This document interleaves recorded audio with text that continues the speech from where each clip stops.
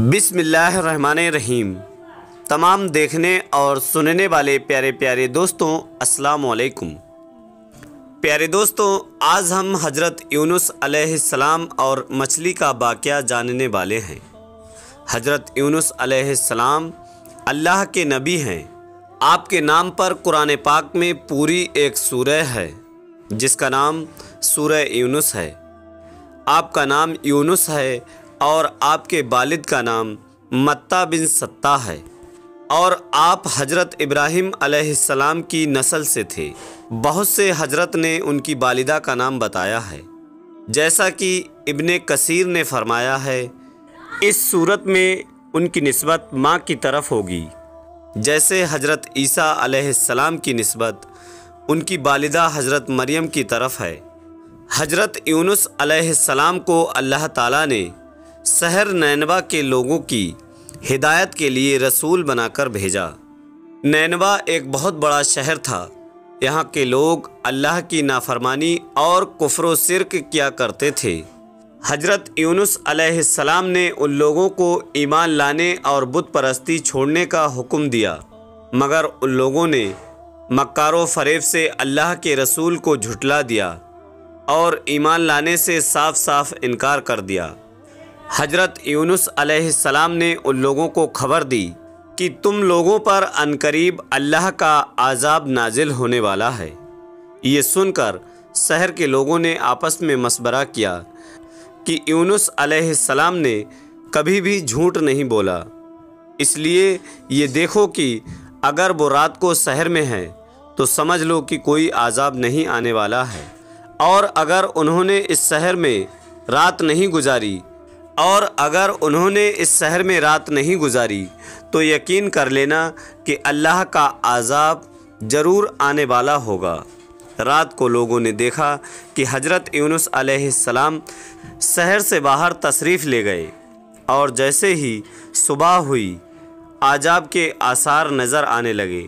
चारों तरफ से काले बादल आने लगे और हर तरफ से धुआं उठकर शहर पर छा गया। ये मंजर देखकर शहर के लोगों को यकीन हो गया कि आज़ाब आने वाला है। लोगों ने हज़रत यूनुस अलैहिस्सलाम की तलाश शुरू कर दी कि अब हज़रत यूनुस अलैहिस्सलाम पर ईमान लाएंगे, मगर हज़रत यूनुस अलैहिस्सलाम उन लोगों को दूर दूर तक कहीं भी नज़र नहीं आए। अब शहर वालों को और ज़्यादा खतरा और डर हो गया। चुनांचे शहर के तमाम लोग खुदा के खौफ से डर कर काँप उठे और सब के सब अपनी औरतों, बच्चों और जानवरों को अपने साथ लेकर और फटे पुराने कपड़े पहनकर रोते हुए जंगल की तरफ निकल गए और रो रो कर सच्चे दिल से यूनुस अलैहिस्सलाम पर ईमान लाने का इकरार और ऐलान करने लगे। शोहर बीबी से, माँ बच्चों से अलग होकर सब के सब तौबा इस्तग़फ़ार करने लगे और दरबारे इलाही में गिड़गिड़ाकर रोने लगे और तौबा करना शुरू कर दी।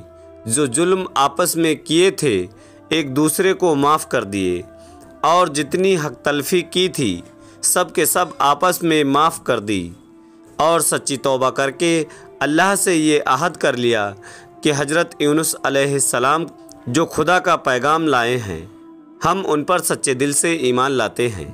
अल्लाह ताला को शहर वालों की बेकरारी और इस तरह से तौबा करने पर रहम आ गया और आज़ाब उठा लिया गया। आज़ाब के जितने भी आसार जाहिर हुए थे वो सब हटा दिए गए और तमाम लोग फिर से शहर में आकर अमन और चैन के साथ रहने लगे। इन सब वाक़या का जिक्र करते हुए अल्लाह ताला ने कुरान मजीद में इरशाद फरमाया है, जिसका मतलब है कि जब किसी कौम पर आज़ाब आता है तो आज़ाब आ जाने के बाद ईमान लाने से कोई फ़ायदा नहीं होता।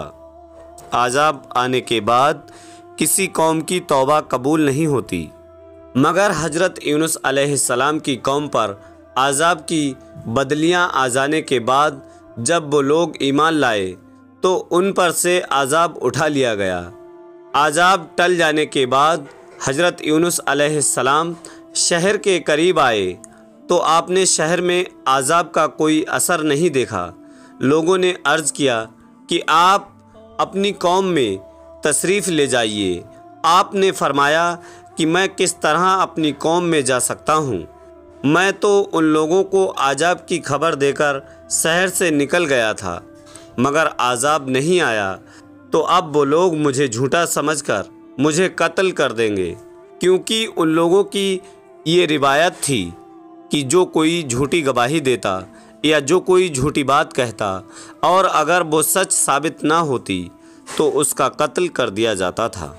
حضرت یونس علیہ السلام یہ فرما کر اور غصے میں شہر سے پلٹ آئے اور ایک کشتی میں سوار ہو گئے۔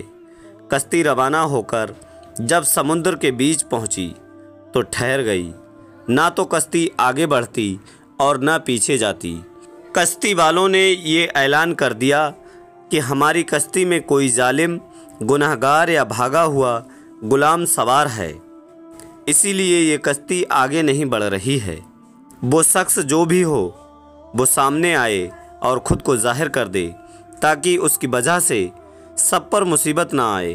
پھر حضرت یونس علیہ السلام بول اٹھے کہ وہ بھاگا ہوا غلام اور گنہگار میں ہی ہوں۔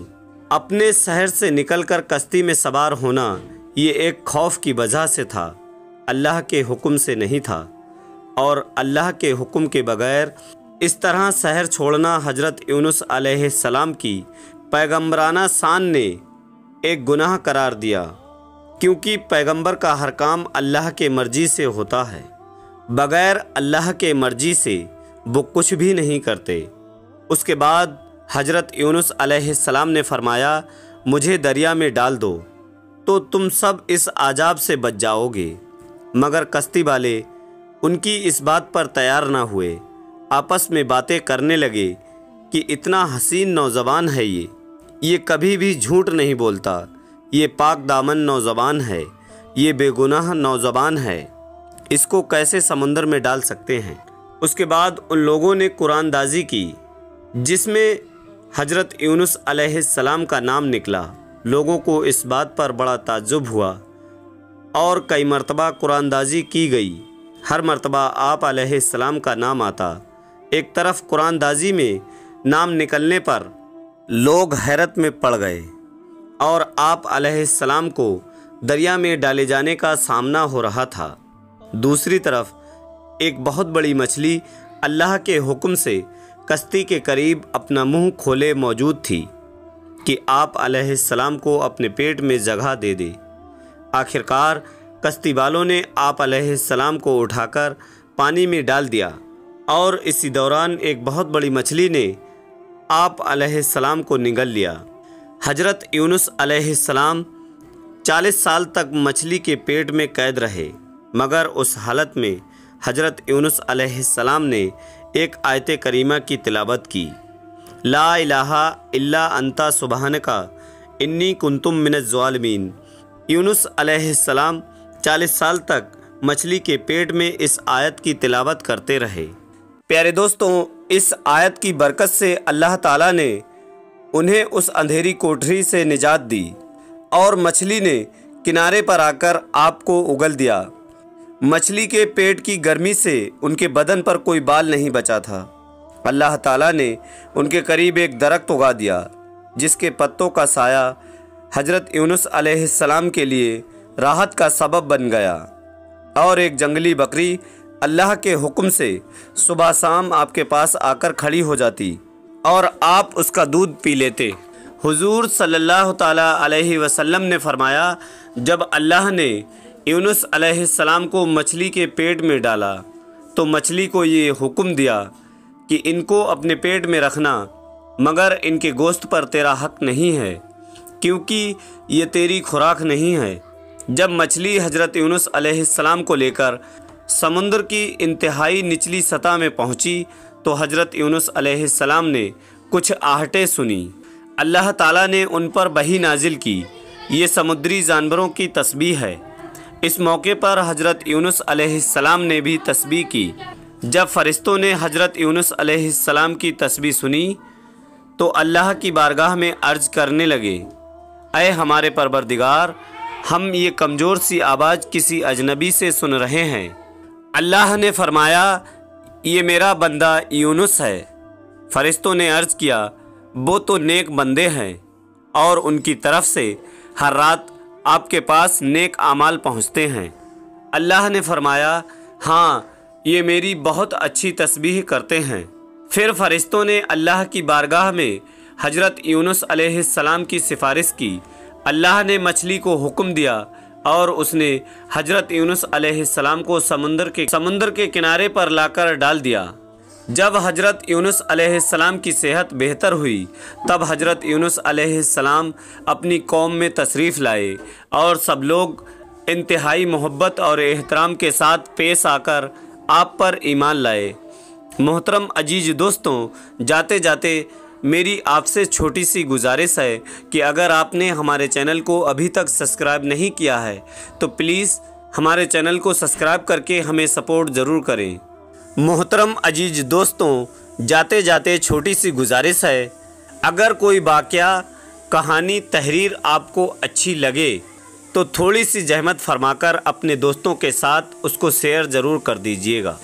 यकीन कीजिए, इसमें आपका बामुश्किल एक लम्हा जाएगा, लेकिन हो सकता है उस एक लम्हे की उठाई हुई तकलीफ़ से आपकी शेयर करदा तहरीर हज़ारों लोगों के लिए सबक आमोज़ साबित हो। अपना ढेर सारा ख्याल रखिएगा और मुझे अपनी दुआओं में याद रखिएगा। नाजरीन, अगर आपको हमारी ये वीडियो पसंद आई हो तो वीडियो पसंद आने की सूरत में वीडियो को दिल से लाइक करके अपने सभी करीबी दोस्तों तक शेयर ज़रूर कीजिएगा। प्यारे दोस्तों, हम ये अल्लाह से दुआ करते हैं कि अल्लाह हमें और आपको ज़्यादा से ज़्यादा नेक अमल करने की तौफीक अता फ़रमाए। दोस्तों, फिर मिलते हैं एक और नए वीडियो के साथ। तब तक के लिए अल्लाह हाफिज़। अल्लाह हमारा और आपका हामी और मददगार हो।